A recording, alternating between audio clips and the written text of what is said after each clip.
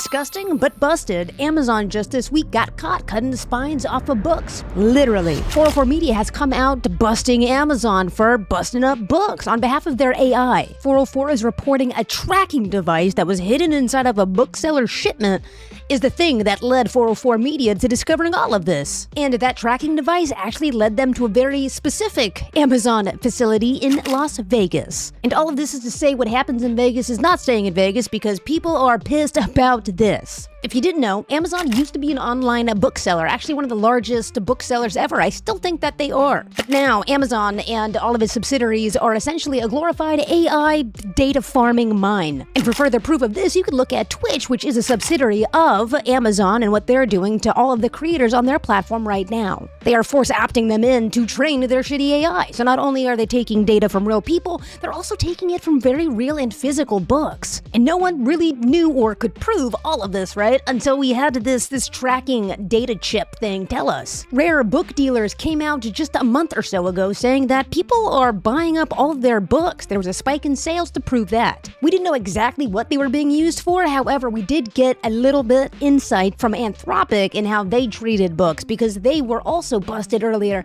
for doing just this, ripping the spines off books and scanning them as fast as humanly possible without any regard of saving the books. And again, this is legal, by the way. It shouldn't be, but it is. Let's talk about this tracking device because the way that it was planted, according to 404 Media, is kind of wild. A bookseller actually let 404 Media slip an Apple AirTag into a shipment of roughly 1,000 books that were sold through a marketplace called Biblio. Biblio is also a site that does keep their people that buy stuff from their website anonymous. So the AirTag that was placed in this shipment actually was followed all the way to an Amazon facility in Las Vegas. The workers inside this facility, this VGT3 facility, one of the many Amazon warehouses in Vegas that specifically do this. The employees in this Amazon facility did say that they received massive shipments of printed books, which they do cut the bindings off and then scanned the books more quickly. And to clarify, there are many Amazon warehouses in Las Vegas. The one that is the culprit for this is described as VGT3, and it has a dyno outside of its actual offices. Employees from that warehouse said this, quote, "I work at VGT3 here in Vegas, and all we do is scan books.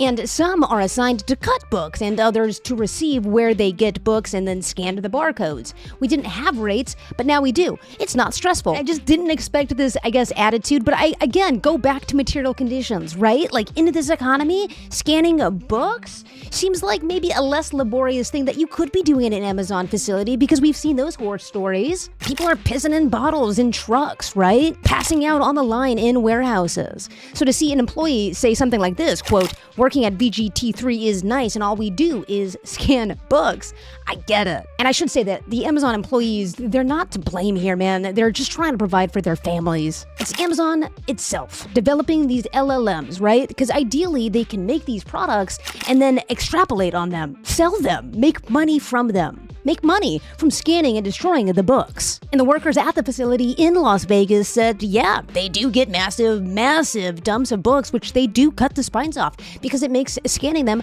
so much easier. And we learned about all of this when we learned about Project Panama just the other month.